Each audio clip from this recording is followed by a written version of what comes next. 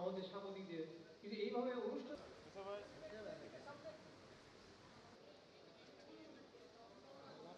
Wales board সংক্রান্ত সমস্যার সমাধান অবশ্যই করতে হবে, কারণ ওয়েলস বোর্ড নিশ্চিত না করলে সাংবাদিকদের পেশার সম্মান এবং মর্যাদা এবং নিরাপত্তা নিশ্চিত করা সম্ভব হয় না।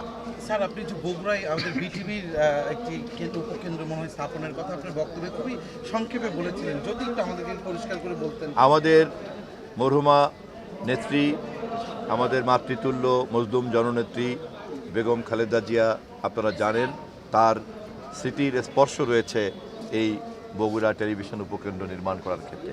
আমরা তার সম্মানে যত দ্রুত সম্ভব এই সংক্রান্ত সকল পরিকল্পনা বাস্তবায়ন করব। আপনারা নিশ্চয়ই বুঝতে পারছেন, আমি ইতিমধ্যেই বলেছি যে তথ্যের সংজ্ঞা পরিবর্তন হয়ে গিয়েছে, ফলে সাংবাদিকতার সংজ্ঞাও কিন্তু পরিবর্তন হয়ে গিয়েছে অথবা হয়ে যাবে, এটাই স্বাভাবিক।